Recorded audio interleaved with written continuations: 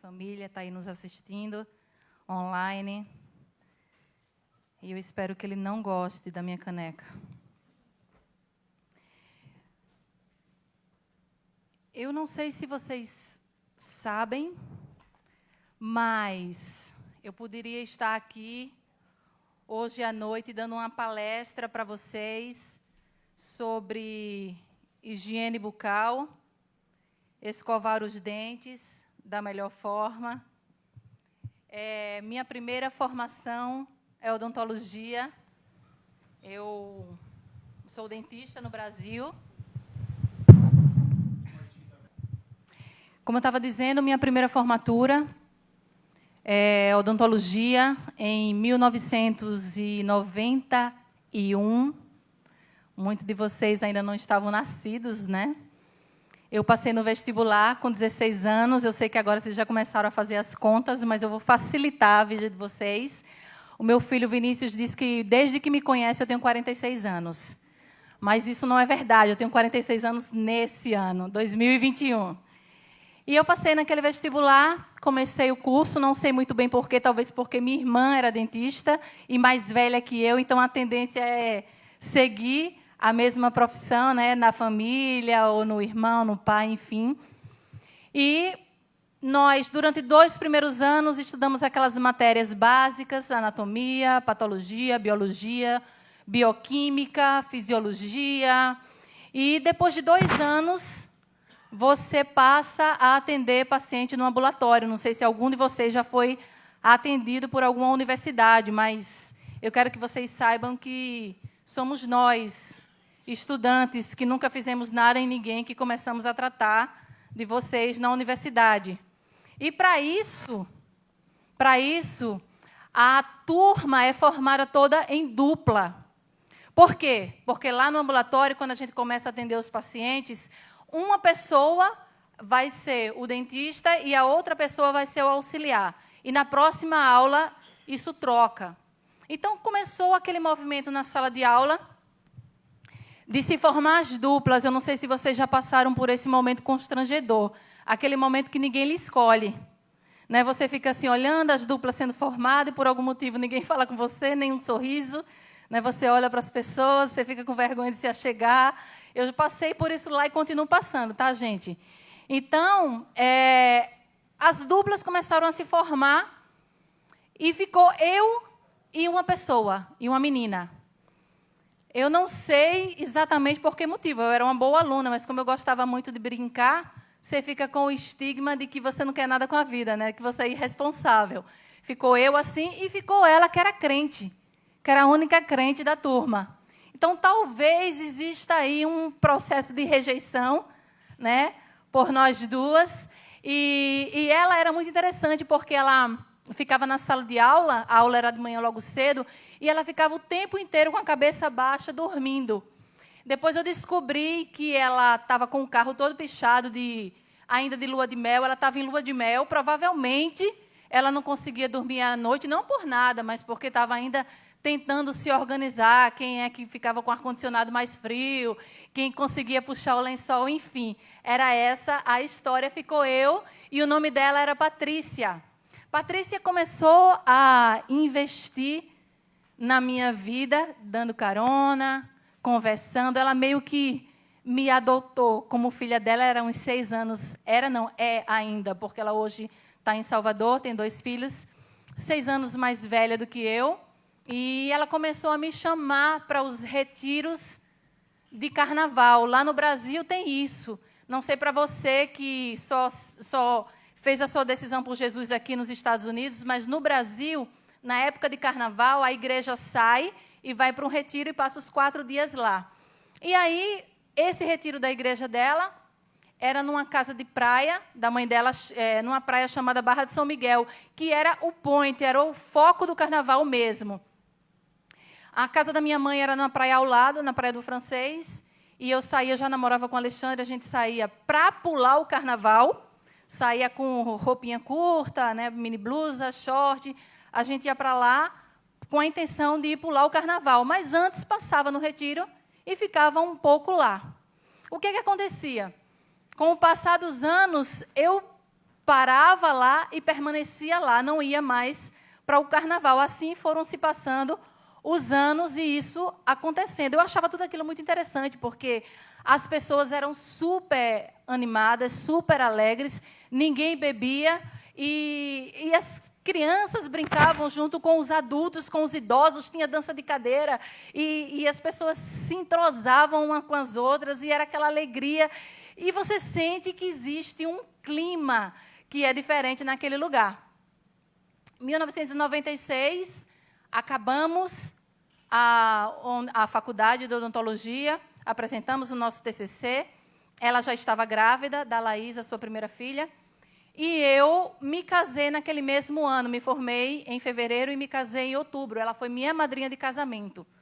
Um ano após eu ter casado, já estava grávida da Gabi, e comecei a frequentar a igreja. Todas as vezes que eu chegava assim na porta da igreja, e eu só chegava atrasada, já chegava no meio do louvor, eu sentia assim o meu coração disparar. E era algo assim tão diferente assim que eu era de fato atraída por aquele lugar. E o pastor perguntava assim: quem quer aceitar Jesus como Senhor e Salvador? Eu sentia no meu coração. Só que eu tinha vergonha. Então, quando eu sabia que ele ia perguntar, eu já corria, já ia para o banheiro para nem passar por esse constrangimento. Muitas coisas vinham na minha cabeça. Primeiro, eu sabia que as pessoas não iriam entender. Né? Porque naquela época, diferente de hoje, era meio vergonhoso você ser cristão. Era meio vergonhoso esse negócio de crente. Esse negócio de crente era coisa assim, de quem não tinha nada na cabeça. A primeira coisa que todo mundo falava era que era lavagem cerebral. Não é como hoje, que a igreja tem luz, som, cadeira bacana. Para você ter uma noção, onde eu me converti era um barracão. E eu sabia que o primeiro embate que eu ia ter ia ser com a minha mãe. Porque a minha mãe, apesar de não ter criado a gente em igreja católica, mas ela detestava crente. Eu sabia disso, que ela detestava crente. E um dia, depois de já convertida, só que eu não avisei para ela, eu voltei, né, de um retiro de carnaval, fui para a casa dela, para a casa do francês, e ela me colocou na parede e perguntou se eu era crente, se eu era agora da lei de crente. Quem já ouviu falar nisso? Os mais velhos já escutaram, né? Se eu agora era da lei... Silvana também já escutou? Se eu era da lei de crente. E eu falei que sim. E aí ela falou naquele momento que preferia que eu fosse maconheira, prostituta, do que eu ser crente. Apesar de tudo isso, eu continuei na fé, mas eu já comecei a entender que algumas dificuldades e alguns conflitos, embates com minha mãe, estaria travado daqui para frente. E teve um dia que eu já estava grávida de Vinícius, já tinha me batizado, inclusive eu me batizei grávida de Vinícius, e nós íamos para um acampamento de casais em João Pessoa. Ela ficava com a Gabi, todas as manhãs ela ficava com a Gabi para eu trabalhar. E quando eu cheguei na casa dela, já quase para viajar, ela tinha colocado todas as coisas na mesa da Gabi, banheira, todas as coisas que tinham em duplicidade na casa dela. Banheira, fralda, leite, todas as coisinhas dela. E falou assim: olha, minha filha, se você quer ser crente, então, a partir de hoje, eu quero lhe dizer que você não conte comigo. E aí eu peguei aquelas coisas e chorei. Olha, esse momento da minha vida eu chorei assim por anos, todas as vezes que eu lembrava. Eu estou até com um pouco de vontade de chorar agora. E eu sei que ela não sabia exatamente o que estava fazendo, mas a partir daquele momento eu fui seguir a minha vida, sem contar com meus pais. Foi um corte de cordão umbilical mesmo. Meus filhos já não ficaram mais na casa de minha mãe. E eu entendi assim que eu ia ter que passar por algumas situações. Os outros filhos eu ia na maternidade, minha mãe não ia, porque ela disse que não queria encontrar com nenhum bode. As pessoas mais novas não entendem sobre isso, mas é porque diz que crente berra, e aí por isso que é bode. Então, ela não queria encontrar com as pessoas da igreja na maternidade e também na casa.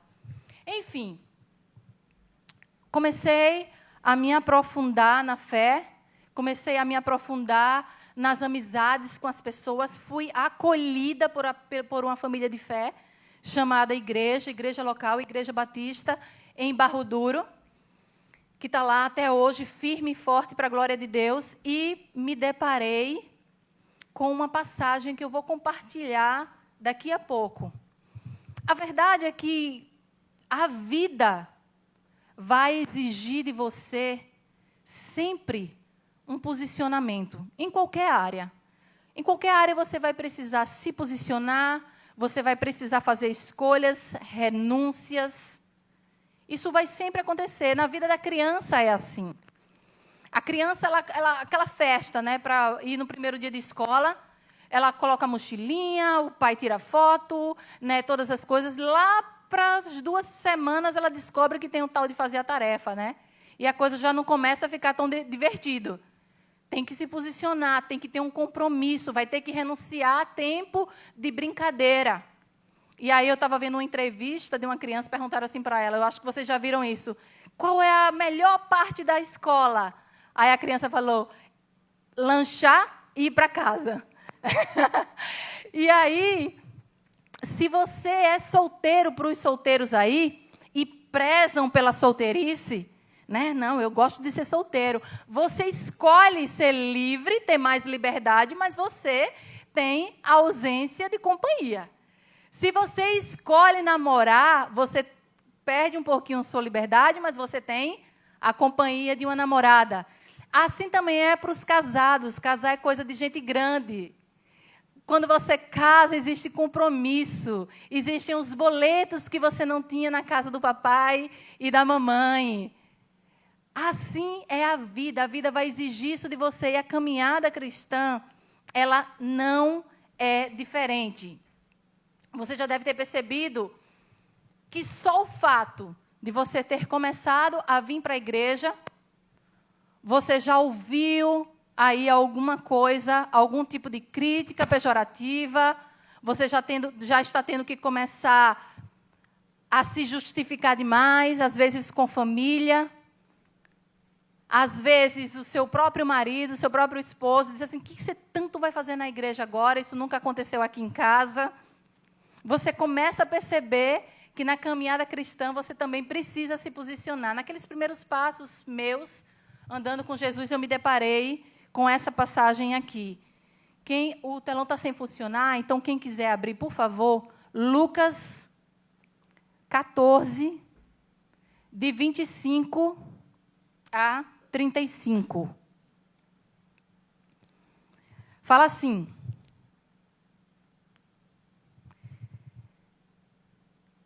Vamos lá, posso? Amém? Grandes multidões o acompanhavam, e ele, voltando-se, lhes disse, se alguém vem a mim e não aborrece ou não odeia a seu pai e mãe e mulher, e filhos, e irmãos, e irmãs, e ainda não odeia a sua própria vida, não pode ser meu discípulo. E qualquer que não tomar a sua cruz e vier após mim, não pode ser meu discípulo.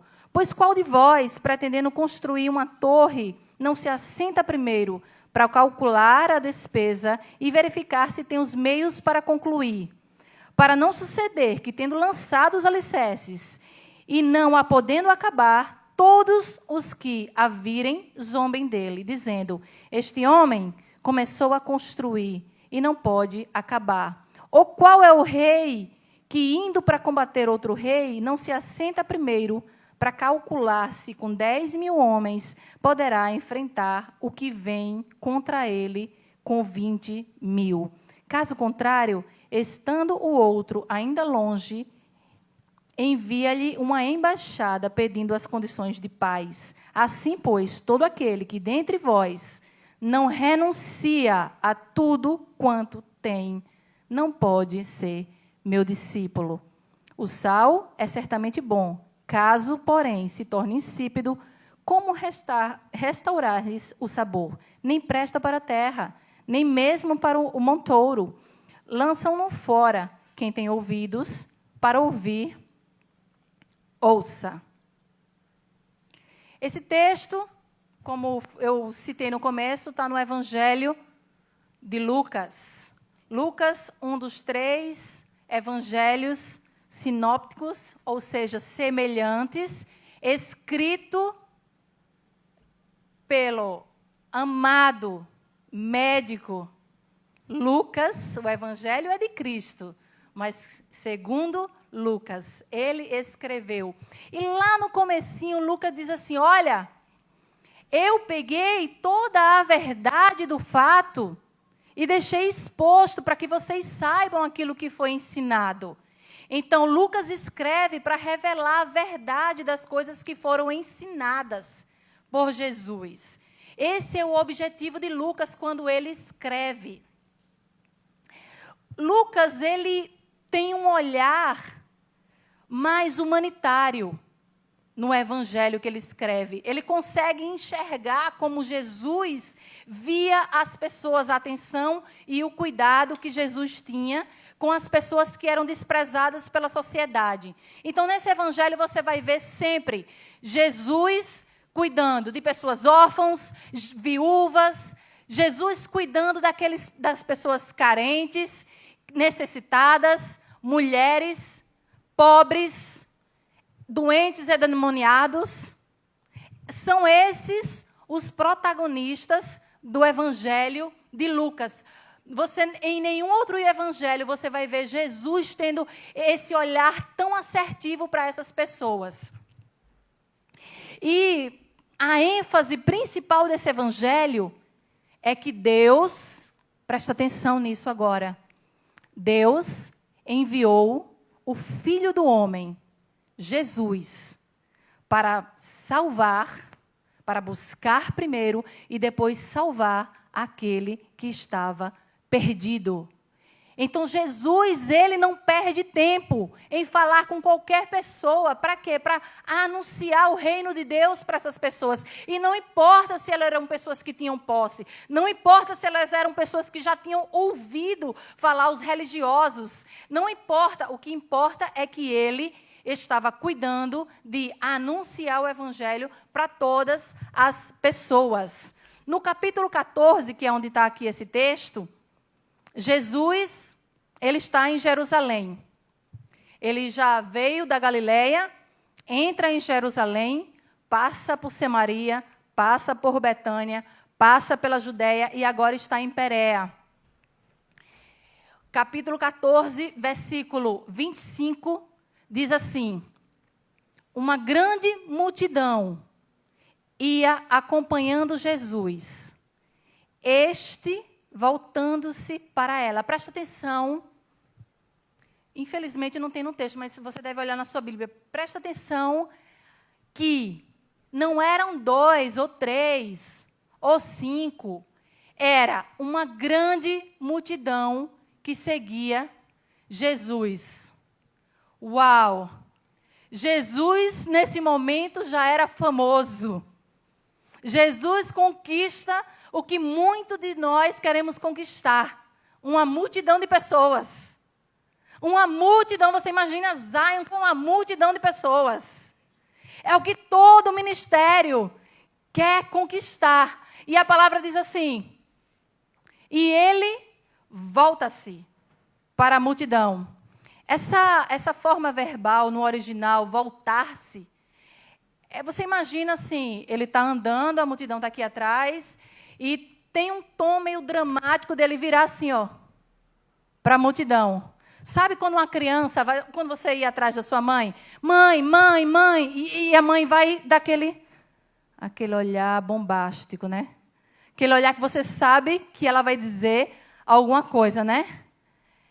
É esse o original da palavra volta-se para a multidão. Aquela multidão que é composta de todo tipo de gente, assim como as suas redes sociais. Tem gente que te segue só para curiar, como diz na minha terra, né? São os curiosos, só para ver o que é que está rolando. Tem gente que segue porque gosta mesmo de você. Tem gente que segue porque ela não gosta de você e ela quer olhar e ver você cair, né? E tem aquele que nem gosta de você, nem desgosta de você, mas gosta com quem você anda, o que pode aproveitar de você, né? Que são os milagres, a comida que Jesus oferecia para a multidão. Então, ele olha Ele volta-se para essa multidão e ele olha e lança essa bomba aqui, ó.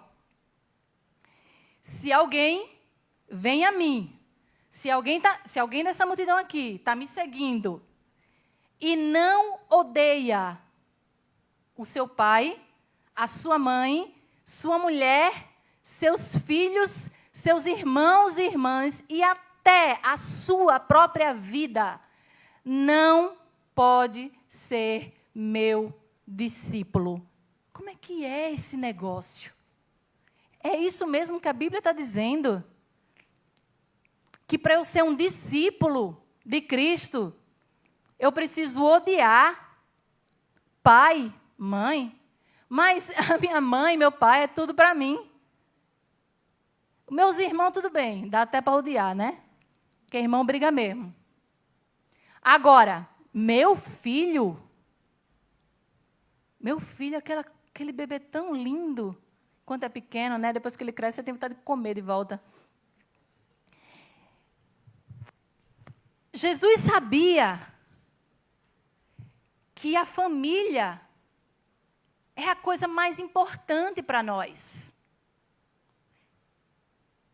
A família ela ocupa a maior parte de nossa demanda, de tempo, de energia, de esforço.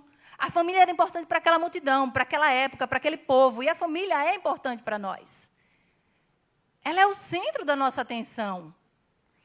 Então, como é que a Bíblia está dizendo que eu tenho que odiar pai, mãe, filho, todo mundo e até a mim mesmo? Quando a Bíblia, em outro lado, está dizendo que eu tenho que honrar pai e mãe, que eu tenho que amar os outros como a mim mesmo. Eu tenho que amar a mim mesmo, porque a partir de mim eu consigo amar os outros.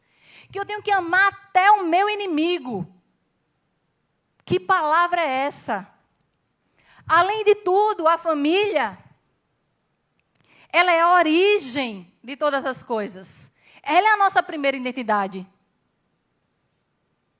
Ela é a nossa fonte de vida.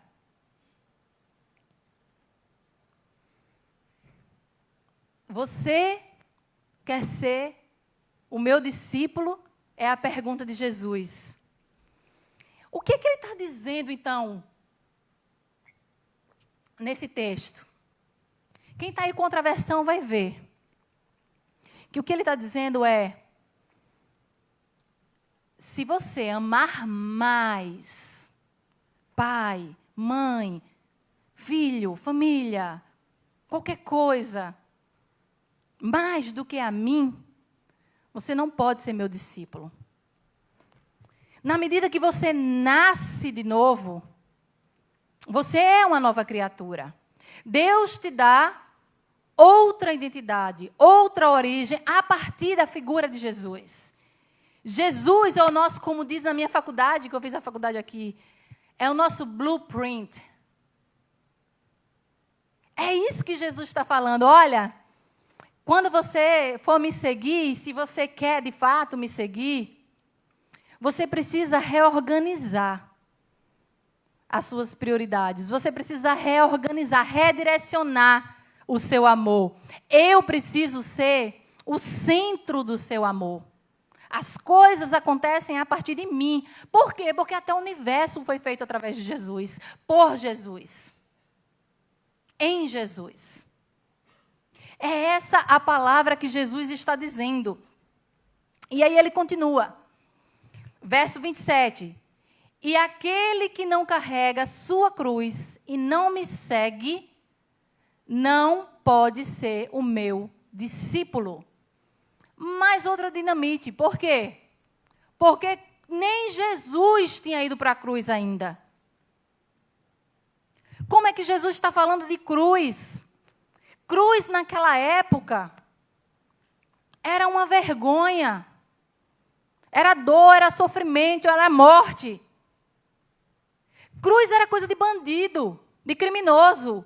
O bandido pegava a cruz, saía carregando a cruz no meio da multidão e ia até o local de execução, praticamente dizendo assim: eu sou culpado. Eu sou culpado. E a multidão agora olha para Jesus e ouve Jesus dizer assim, não, você tem que carregar a sua cruz. Não fazia sentido para aquela multidão. E muitas vezes não faz sentido para nós. Porque a gente olha e faz assim, Jesus, como assim carregar a minha cruz? Como assim eu sou culpado? Eu sou um cara bom. Quem já ouviu falar isso? Eu não bebo, eu não fumo, eu não mato, eu não roubo. Eu vou até na igreja. Eu nem tenho outra mulher, nem outro marido. E agora eu tenho que me considerar culpado, criminoso, bandido? E aí Jesus olha para a multidão e diz assim, você quer ser o meu discípulo? Você quer mesmo ser o meu discípulo? Eu vou dizer, se você quer ser o meu discípulo, você vai ser rejeitado. Você vai ser horrorizado, repudiado. Você vai ser afligido e você vai terminar, sabe aonde? Na morte. Você vai seguir os meus passos. Daqui a pouco isso vai acontecer. Esses são os meus últimos ensinamentos antes de ir para a cruz. E se você quer ser meu discípulo, você vai ter que fazer a mesma coisa que eu estou fazendo. Pegar a cruz, carregar a cruz e seguir para morrer.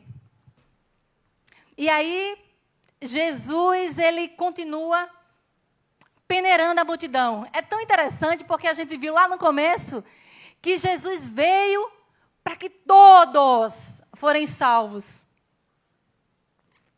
Aí ele tem uma grande multidão e ele começa a detonar a multidão, colocar a multidão no canto da parede.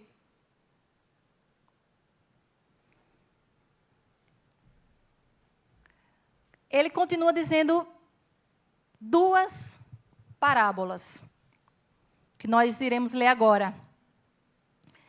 A intenção de Jesus era separar quem era realmente discípulo, quem estava entendendo, e quem só queria mesmo participar da escala de domingo na igreja. Ele começa a peneirar. E aí ele continua dizendo assim, ó, qual de vocês, se quiser construir uma torre, primeiro não vai sentar e calcular para ver se tem dinheiro suficiente para completá-la. Pois se você começar, você lança o alicerce, você começa a construir, mas você não consegue completar essa obra, você vai ser um motivo de zombaria. As pessoas vão olhar e vão ridicularizar. Não só as pessoas, mas como os demônios, o diabo, o adversário de nossa alma. Você vai ser um motivo de piada.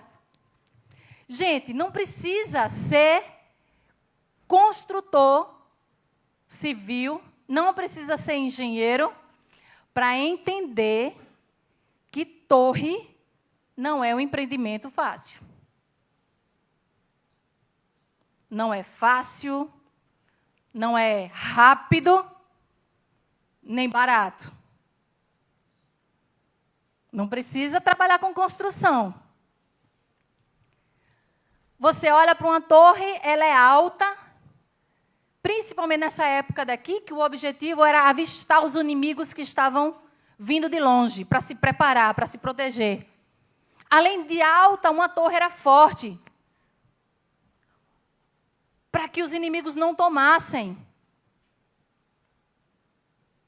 Jesus está comparando a vida cristã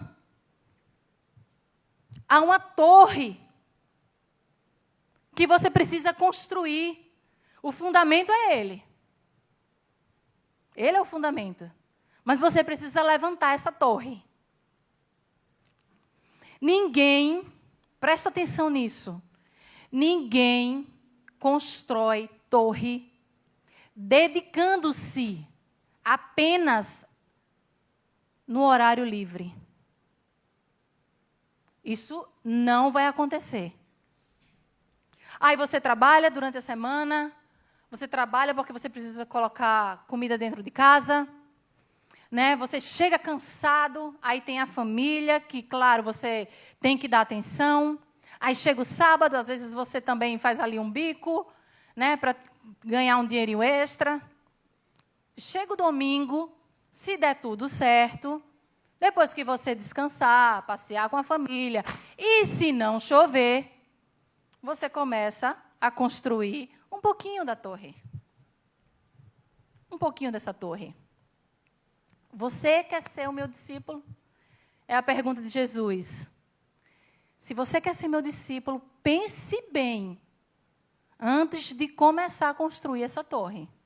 Você vai ter que sentar, calcular, planejar. Porque se esse negócio ficar pela metade, as pessoas vão olhar para você e vão dizer assim, mas você não era crente? Aí começa a zombaria. Eu tenho certeza que muitos de nós já até escutamos palavras assim. Ele continua. Vamos lá. Verso 31, estamos chegando ao fim. Ou qual é o rei que, pretendendo sair à guerra contra outro rei, primeiro não se assenta e pensa se com 10.000 homens é capaz de enfrentar aquele que vem contra ele com 20.000 homens? Se ele não for capaz, é melhor abrir logo antes de começar a enfrentar. É melhor chegar mal e manda lá, vai com a bandeira de paz, vai na frente e diz aí que eu estou fora. É isso que a palavra está dizendo. Mas espera aí. Eu ouvi esse negócio bem, quer dizer que eu vou com 10.000 homens. E o outro rei vai com 20.000 homens. É isso que Jesus está dizendo? Se Jesus está dizendo isso, então já é uma batalha perdida antes de começar. A pergunta dessa noite é, você quer ser o meu discípulo? Se você quer ser o meu discípulo, saiba que os inimigos que você terá serão muitos, muito maior em quantidade do que o seu próprio exército. Muito maior. Terra e inferno vão se juntar para ir contra você. Olha, quando você decide seguir Jesus, acontece de tudo. As igrejas não têm pregado sobre isso. Elas não têm pregado. Porque é uma palavra muito dura. E as palavras de Jesus, elas eram duras. É uma batalha diária para construir essa vida cristã. Vai acontecer de tudo. Os seus amigos vão contra você. A sua família vai dizer que você está louco. Você mesmo vai dizer que está louco. Você mesmo vai chegar a hora e vai dizer assim, sabe de quê? O que eu estou fazendo? Eu vou aproveitar a vida. Essa crise, ela vem, ela volta, ela vem, ela volta. O tempo inteiro, na sua caminhada cristã. O diabo vai se levantar contra você. E presta atenção. Ele não vai se levantar com coisas ruins, não, somente. Ele vai se levantar colocando no seu caminho coisas prazerosas. Que você vai olhar e pensar, eita glória, só pode ser de Deus. Uma bênção dessa. Mas para te distrair. Se você quer ser discípulo de Jesus, para você não perder essa batalha, você vai precisar se preparar. Você não tem condições de vencer essa batalha em quantidade. Mas você tem condições de vencer essa batalha como um soldado preparado, com qualidade. Qualidade de quê? De usar as armas que Deus deixou disponível para o seu povo.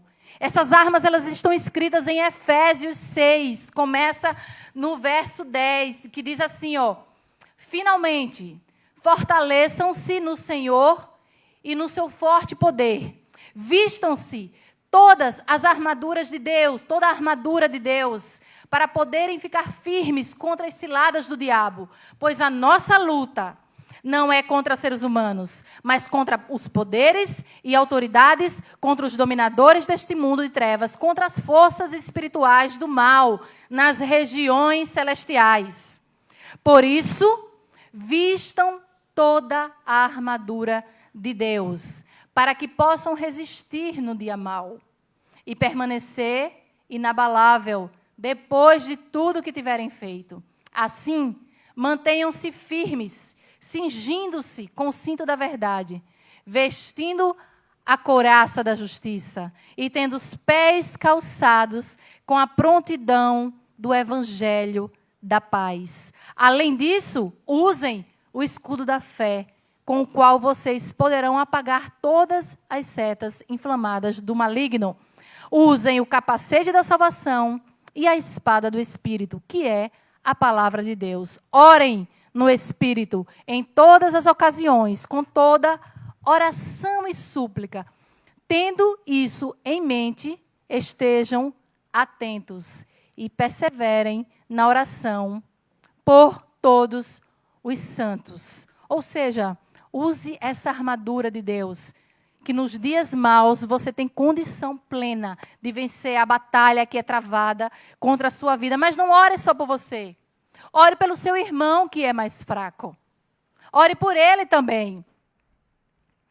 E aí, ele finaliza o diálogo com a multidão dizendo: da mesma forma, qualquer de vocês que não renunciar tudo o que possui, não pode ser o meu discípulo. O sal é bom. Você não é o sal da terra? Isso é bom demais. Mas se ele perde o sabor, como restaurá-lo? Não serve nem para o solo, nem para adubo. É jogado fora. E ele termina com a frase emblemática que foi usada em outras passagens: aquele que tem ouvido para ouvir, ouça. Aquele que escutou essa palavra, preste atenção. Guarde essa palavra no seu coração.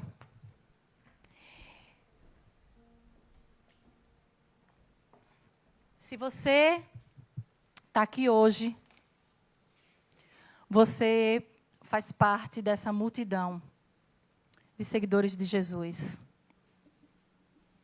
Eu não sei onde você está se encaixando aí. Se você é o curioso, se você é o que está contra, está vindo forçado pelo pai, está vindo forçado pela esposa, pelo esposo. Se você está a favor, você realmente quer aprender de Jesus. Você quer ouvir os ensinamentos que Ele tem para a nossa vida? Ou se você quer só os milagres, a comida do fellowship lá, um irmão orar por você, abençoar a sua vida, ter uma família que te ajuda no momento que você está doente, ou tem uma necessidade financeira. Eu não sei onde você se encaixa, mas eu sei que você faz parte dessa multidão que segue Jesus. Essa palavra ela é muito clara, muito clara. Ela é muito fácil de entender. Não precisa nem ser teólogo para ler essa passagem e entender. Ela é fácil de entender, mas difícil de engolir. Porque nós estamos num tempo em que ficam colocando na nossa mente o tempo inteiro que você está aqui para ser feliz. Você está aqui para conquistar as suas coisas. Aquilo que você sonha. Que você deve empregar tudo que você tem nos seus sonhos. A gente tem ouvido isso falar isso até nas igrejas. O Senhor vai realizar os seus sonhos. E Ele realiza mesmo. É verdade. Jesus olha para a multidão e, ao invés de contar as cabeças, colocar no relatório da igreja e fazer um marketing lá no Instagram e dizer assim: olha como o meu ministério está frutífero, olha como o meu ministério está bombando. Ele usa essa palavra e parece que ele está repelindo a multidão. Parece que ele não está gostando daquele povo todo ali que está seguindo. Mas não esqueça que Jesus estava fazendo seus últimos ensinamentos.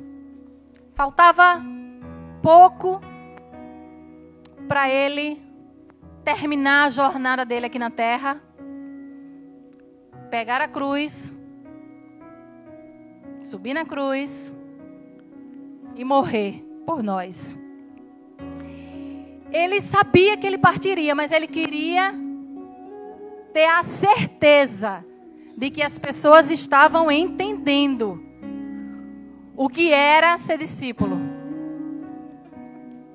Você precisa entender o que de fato é discípulo, porque senão você vai passar a sua vida toda enganado.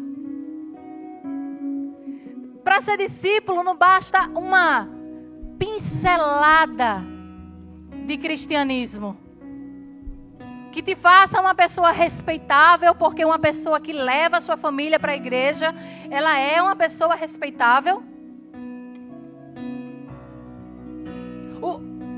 O verdadeiro discípulo, ele permite que a vida dele se torne desconfortável para ele seguir Jesus. Não só respeitável, mas desconfortável na sua maioria do tempo. Na maior parte do tempo, para seguir Jesus, a gente faz escolhas que para nós, para o nosso eu, são desconfortáveis.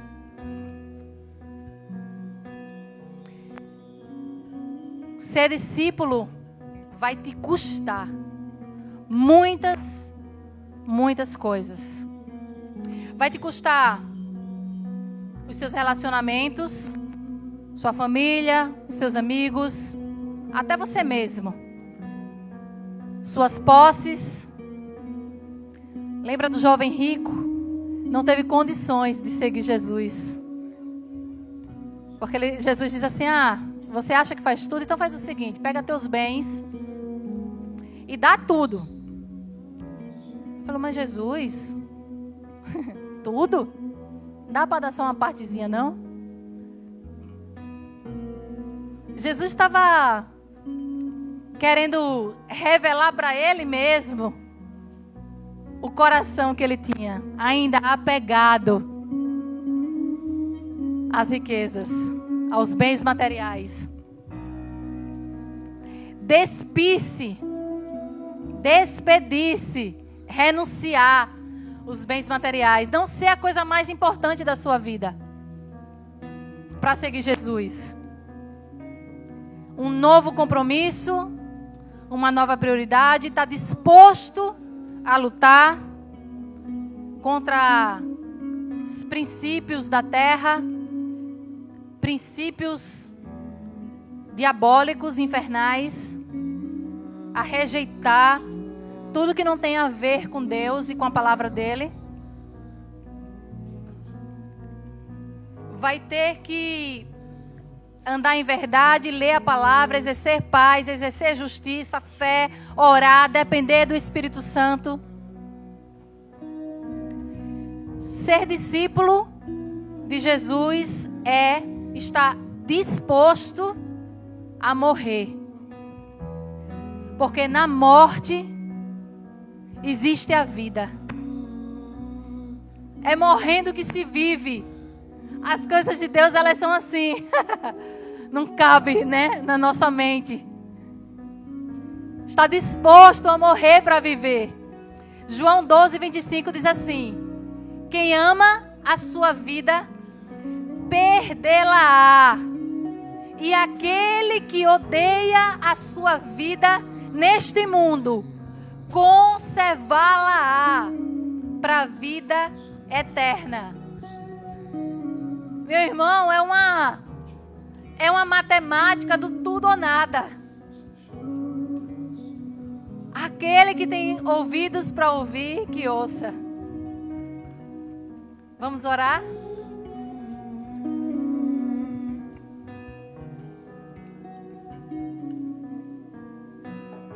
Vamos ficar de pé.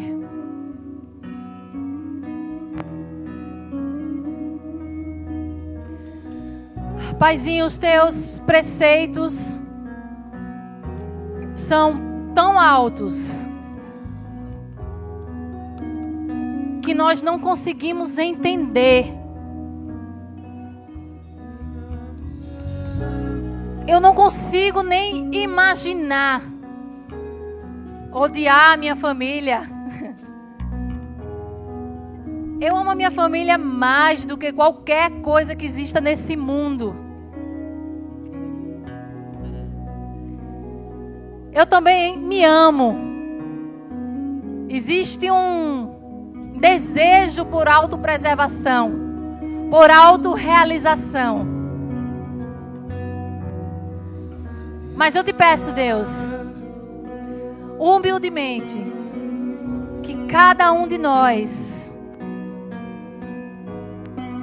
se humilhe e peça ajuda ao Espírito Santo de Deus para entender essa palavra que é tão dura, é tão difícil aos nossos ouvidos. Mas para onde iremos? Se só o Senhor tem palavra de vida eterna. Nos faz entender cada dia que o nosso tempo aqui na terra é muito, muito limitado para investirmos a nossa energia, o nosso tempo, o nosso esforço em coisas que são passageiras. Não faz só entendermos, mas nos dá convicção, Senhor. Nos dá convicção. Precisamos de Ti, Deus. Precisamos do Teu amor, da Tua misericórdia, para que possamos Te amar, enxergar pelos olhos da fé aquilo que ainda está por vir, a Tua vida. Participaremos juntos de um banquete celestial, estaremos para sempre na Tua presença, Pai. Obrigado, Jesus, porque o Senhor não desistiu de nós. Obrigado, Jesus, porque o Senhor veio, cumpriu tudo aquilo que precisava ser cumprido para que tenhamos a vida eterna. Coloca a mão no seu coração agora.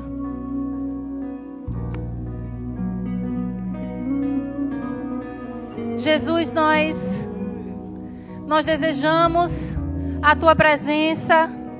Espírito Santo de Deus, fala com cada um todas essas palavras que são impossíveis de compreender em nossa mente. Eu não entendo o que Thaisa falou agora. Espírito Santo, fala com cada um, mexe com cada um no interior. Faz, Senhor, a Tua obra nesse lugar. A Tua palavra diz que nada vale se nós não nos tornarmos Teus discípulos. Nos ensina a querer aprender de Ti, Senhor, a cada dia, a cada levantar. Obrigado, Jesus, porque o Senhor foi, mas enviou o Teu Espírito para estar conosco. Espírito Santo que fala, que consola, que enxuga as nossas lágrimas. Espírito de vida que traz vida. Espírito que nos dá a esperança. de ressuscitarmos com Cristo, assim como Ele ressuscitou. Eu te peço que cada um dos irmãos saiam daqui essa noite convictos que dependem do Senhor, que dependem da Tua presença a cada manhã. No nome poderoso de Jesus, eu te oro e te agradeço. Amém.